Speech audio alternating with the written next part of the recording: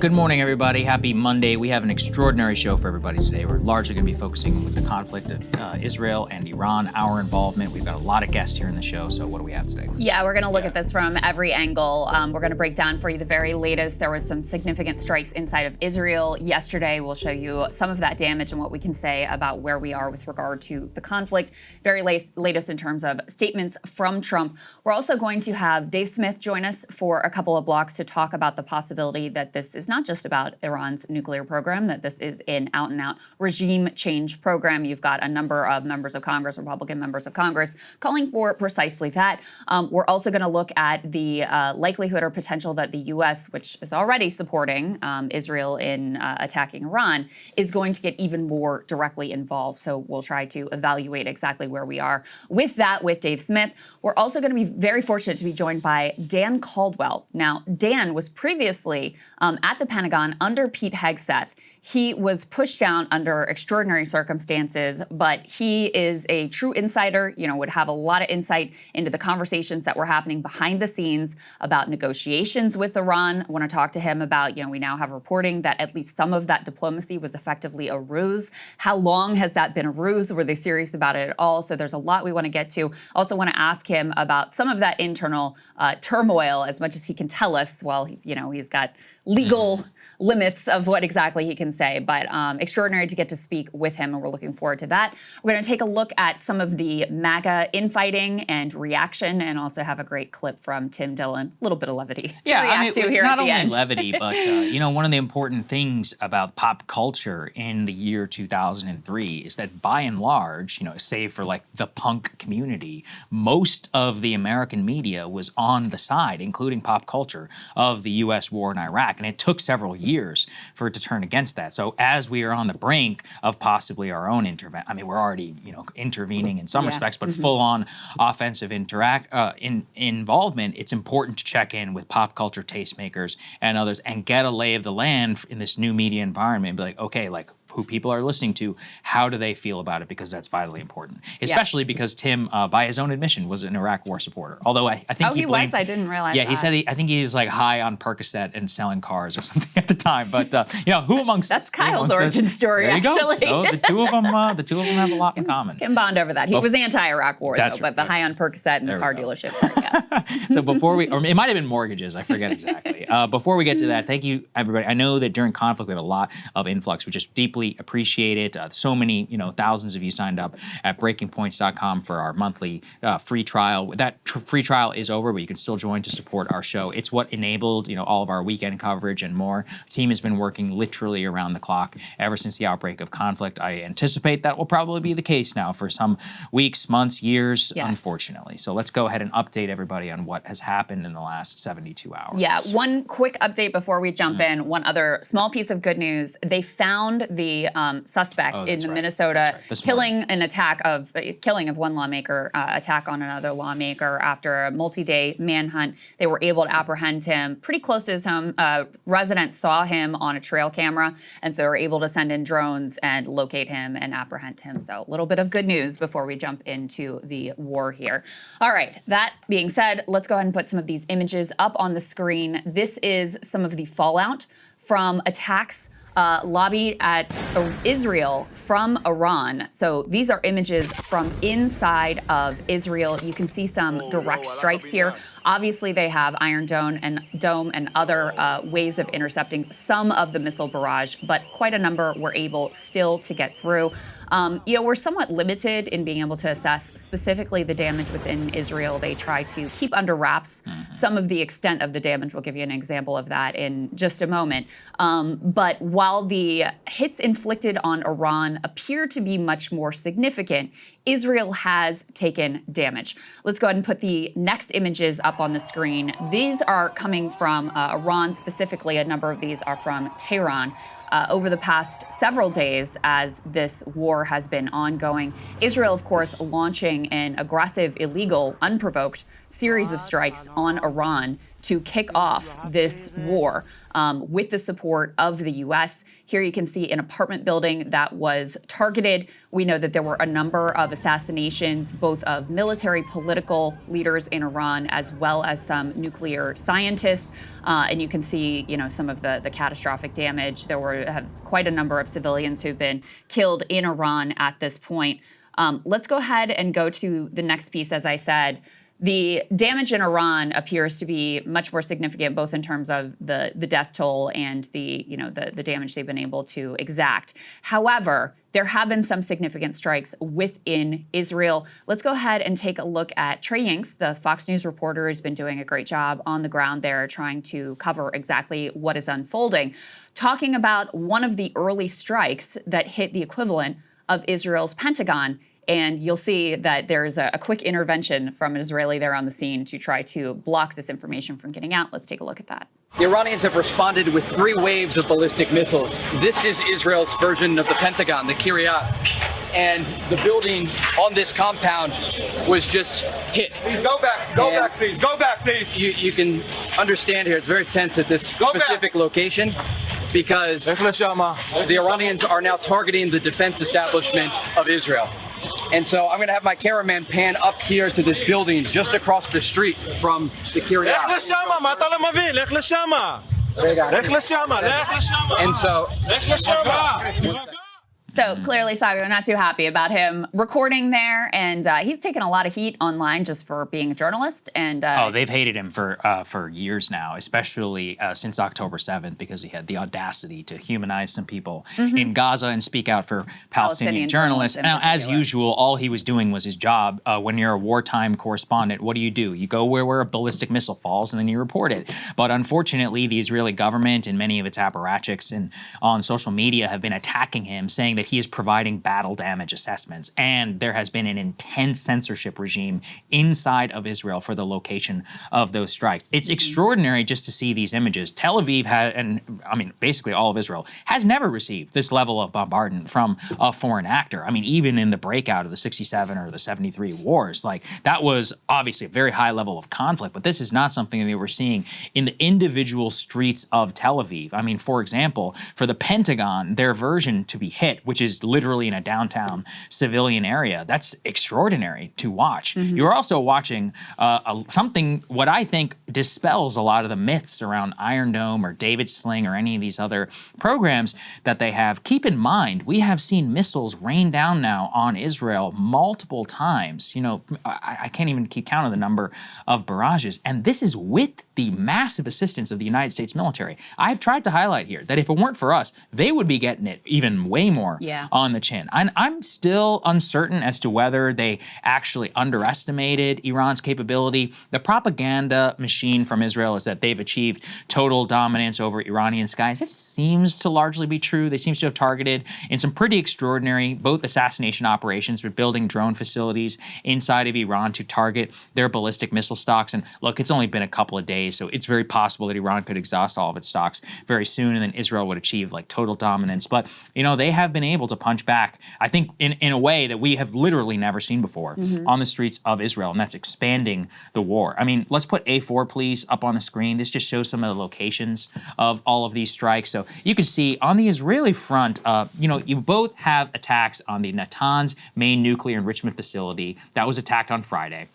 You've seen huge attacks all across of Tehran, both targeted assassination strikes. That's what a lot of those apartment building ones were, from what we can tell, is hitting the penthouse suites of a lot of the top IRGC officials. Famously, they also hit a bunker where there were all of these IRGC top intelligence officials and commanders that were there. Many of those deaths have been confirmed by the Iranian authorities. The Tabriz nuclear facility has also been hit as of Friday, and I believe there have been strikes in the Fordo facility as well. Another thing that everybody needs to keep in mind here, the battle damage assessments and the battle damage denials by the Iranians and the Israelis, neither are to be believed. We have no actual really idea about the facilities that have been hit and their capabilities. We have a little bit in terms of what the IAEA has been able to report to us, but of course, they don't have the same view that the Iranians and or the Israelis would have. So I really want to caution everyone, because initially in the opening hours of the war, they were like, oh my God, this is total Israeli victory. And then all of a sudden you see Tel Aviv, you have Tel Aviv civilians literally hiding in a bunker, watching downtown Tel Aviv taking strikes. I mean, can people imagine? I live only a few miles from the Pentagon. If the area in between my house and there is taking ballistic missiles to the street, sure, not that many people are dying. Cars are getting blown up. People's houses, they're getting dug out of the rubble. I mean, this is insanity if you are living in Israel. Yeah. I mean, where we are right now is just a few miles from the Pentagon. Literally, yeah. I mean, actually, right now. Here as well. Yeah. I mean, we're probably closer to the U.S. Capitol. So similarly, as we've seen multiple Israeli strikes on the top echelons of the government, and that's a final myth that I would like to dispel, is that while, yes, there have been strikes on Iranian nuclear facilities, a huge portion of Israeli kinetic activity has been targeted at the top echelons of the Iranian regime, at the IRGC command center, but also many of the political leaders, including the top negotiator who was negotiating with the United States on some sort of Iranian deal. And we're going to talk with Dave about how regime change is the real goal of this war, which is something that we see consistently now in Israeli messaging, in Israeli action. But these are just the opening strikes, and we really can begin to get, a sight of where we are going. This is going to be a long campaign by the Israelis' own admission. They have said that this is going to take weeks, in terms of their operation. They're claiming that they expected to take actually much more damage than this. Again, I'm not quite sure if I believe them.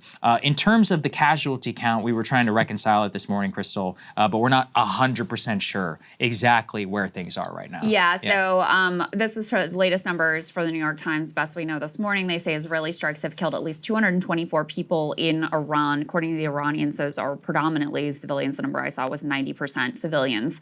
Injured more than 1,400 people. In Israel, at least 24 people identified as civilians have been killed in retaliatory barrages, with roughly 600 injured. So you see a much higher death toll being taken on the Iranian side. But to Saagar's point, the images of destruction in central Israel, in Tel Aviv, are extraordinary. And did the Israelis expect the Iranians to be able to exact this sort of price? I have no idea. But I mean, we do know that Netanyahu and his successive Israeli governments have been willing to sacrifice their own citizens on behalf of whatever larger or self-interested goal that they are pursuing. So it is entirely possible that they did expect Iran to be able to respond. This goes back to, you guys will recall, we covered it extensively here, the Iranian provocations previously, including an assassination directly on Iranian soil, and the Iranian retaliation, which by all accounts was telegraphed to the U.S. We assisted in defending Israel because that's what we do. We always do. And there was some minimal damage that was exacted during those retaliatory strikes. And so I don't know if there was an assessment made of basically like, oh, well, this is all they've got. But our analysis at the time was very much that this was a sort of, a demonstration, almost performative, because they didn't want to spark a broader conflict or a wider conflict. I mean, strategically, that may have been an error.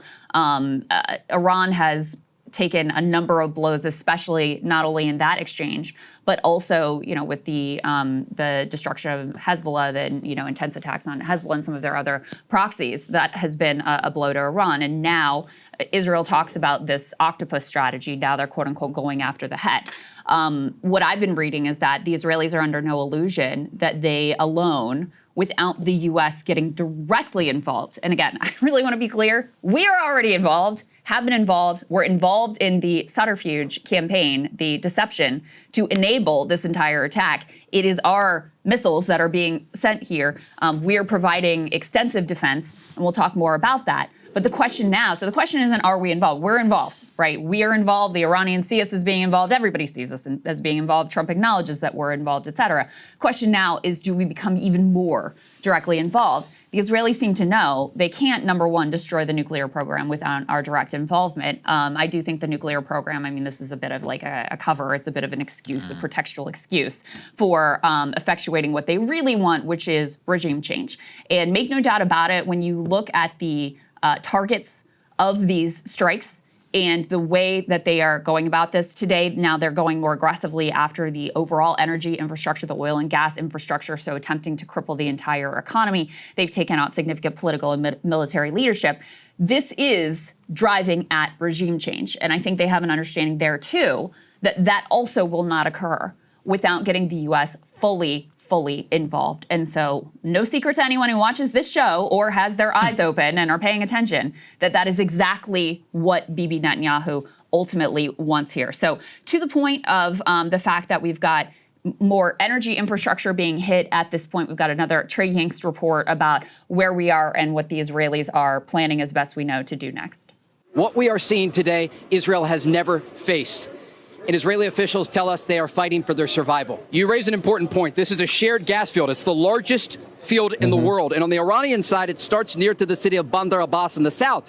But it goes over, and the Qataris and the Americans are invested in the other side of the gas field. And I spoke with a source who described the Israeli strike against that as a dangerous escalation, because there is concern that if ultimately that gas field is targeted and the Iranians start to respond in the region, that American interests and assets could be hit or affected. And it could lead to an increase in energy prices. It could lead to American forces or embassies in the region coming under attack. And so there are certainly officials in this part of the world that are concerned about the location of these strikes. But the bottom line here is that the Israelis understand the next step up on the escalation ladder for them is going after the energy infrastructure in Iran. And we're already seeing some of that energy infrastructure targeted. Oil, I haven't checked this morning, but oil prices are already shooting up. Prepare for that to be another story that's important to take a look at. Yeah, that's right. You can blame Donald Trump and Bibi Netanyahu for that one whenever you're paying more at the gas pump. Already just this morning from the Israeli Ministry of Defense, this is breaking as of this morning, quote, "The residents of Tehran will pay the price, and soon, because the arrogant dictator from Tehran has become a cowardly murderer who fires targeted shots at the civilian home front in Israel to deter the IDF from continuing the attack that is collapsing its capabilities." I will say, look, I don't celebrate the attacks on any civilians. I have friends who live in Tel Aviv and in Israel. I literally I'm so worried about them. But it's a little, it's a little on the nose to be talking about civilian attacks and civilian infrastructure hits from the head of the Israeli military. However, look, what we do know, as you said, is that the damage on Iran, I don't want anyone to take away from this that Israel has taken more damage. No, they've taken more damage than most people expected for a massively militarized Western nation with the full support of the Western Empire. But Iran has been taking an absolute beating here. They have hundreds of civilians and or military leaders that have been killed. Of course, it's always difficult to know which, but the idea that, especially with their air defense as to where it is right now, they're trying and they have some capability, but they have not, the Israelis are claiming total air superiority. If they want to start leveling massive, neighborhoods in Tehran, it's going to happen, and it will unfortunately likely very quickly. Last thing, also just to show everybody the level of penetration the Israelis have inside of Tehran. Can we go ahead and play A8, please, and show people this? This was flagged by a friend of our show, Trita Parsi. You actually have car bombs that were being set off around downtown Tehran. Trita Parsi says this is, quote, literally the definition of terrorism. A lot of it are targeted assassinations. There's been stories of this probably for the last decade or so, right, of Iranian nuclear scientists getting into their car only for it to explode. But the level of penetration, obviously, that Mossad had in the IRGC is unbelievable. I mean, just from a pure craft perspective, they were able to build a drone facility and all in there. And a lot of this was being pumped out into the sphere in the immediate times of the war. But that's part of why I found the strikes on Tel Aviv so amazing, just to the eye, because the way they had been talking, it was like, oh, they wiped out their entire ballistic missile capability. And then, I don't know, hours later, downtown Tel Aviv, Pentagon is taking a hit by a ballistic missile. I mean, I just think that's absolutely crazy. They continue these Israeli strikes on a lot of Iranian capability to defend itself with these ballistic missiles. We'll continue to see Iran still has quite a bit stockpile, a couple thousand. Just last flag here in terms of the United States. The U.S. THAAD batteries, these missile defense batteries, have been pounding Iranian missiles. Just so everybody knows, we produce here in the United States about 12 to 15 a year. Just that's about how long it takes. So yeah, just it's not an unlimited supply. No, it's actually the opposite. Yeah. It's the ultimate limited supply. So hope some shit doesn't happen somewhere else that's actually pretty important to the United States. But we'll talk about that in a little bit later. Yeah, I mean, listen, Iran is a giant country, 10 It's times huge. the population of Israel. And this is an existential fight. I mean, I don't think I don't think they have any illusions about the goals here being complete regime change, turning them into, a failed state a la Syria or, Libya. Libya or one of the other, places where we had our foreign adventures in the Middle East before. And it just seems like we never freaking learn. Like, we never learn. I see the same level of triumphalism of this is going to be so easy. Yep. You might as well put up the freaking mission accomplished banner. I am getting so many flashbacks to the run up and the build up to the Iraq war. And one of the crazy things to me here is that they didn't even really do a full sail propaganda pitch before just going all in and expecting us, the American people, to be down for another forever war against a country that has vastly more size and capabilities than Iraq ever did. So, that's where we are. And I think there's a lot of uncertainty about where things go next. Trump, of course, has been all over the map in terms of what he has been saying. Actually, let's go ahead real quick before we bring Dave Smith and go back to A6, and we can put some of the Trump comments up on the screen because I think this is important. First, he was very triumphalist, saying 2 months ago, I gave Iran a 60-day ultimatum to make a deal. They should have done it. Today is day 61. I told them what to do. They just couldn't get there. Now they have perhaps a second chance. Another commentary, he was saying that, the people he was bragging about the fact that the people they were negotiating with are now dead. So taking absolute credit, being delighted by the outcome here and making it quite clear how involved we were in the strikes. And then we have other comments from him as well. Let's put the next one up on the screen. Here now he's saying Iran and Israel should make a deal and will make a deal, just like I got India and Pakistan to make. I mean, if you think that is going to be easy, you're an absolute fool at this point. Let's put the next one up on the screen. You have him saying now the U.S. had nothing to do with the attack on Iran tonight. You already said, oh, this was day 61, and that's why this was happening now. You already celebrated it, and now you want to pretend like you had nothing to do with it. Okay, let's go ahead and take a look at the next thing. He had a call with President Putin. He said he called this morning to very nicely wish me a happy birthday, to more importantly talk about Iran. We talked at length. Much less time was spent talking about Russia, Ukraine. That will be for next week. He's doing the planned prisoner swaps. The call lasted an hour. He feels as I do. This war in Israel and Iran should end, to which I explained his war should also end. And Saagar, before we get to Dave Smith, I mean, it looks like there are two possible outcomes here. One is Trump forces this to stop, which of course he has the capability to. Hey, we're not going to protect you. You're going to have to actually bear the consequences, Israel, of your actions. Not only that, and we're not going to sell you the munitions. And we're not going to sell you the weapons. By Trump's own admission, there are bombs, as he bragged about in his Truth Social post, just so everybody knows. Exactly. They don't make any THAAD missile defense system in Israel. How's your David Sling working out for you? If it weren't for the full force of the U.S. empire, Tel Aviv would be freaking rocked way more than it is right now. So he either makes this end or we're getting pulled in. I mean, those are the two directions that we could go in. So with that being said, let's go ahead and bring in Dave Smith to get his reaction to the latest. Hey, if you like that video, hit the like button or leave a comment below. It really helps get the show to more people. And if you'd like to get the full show ad-free and in your inbox every morning, you can sign up at breakingpoints.com. That's right. Get the full show, help support the future of independent media at breakingpoints.com.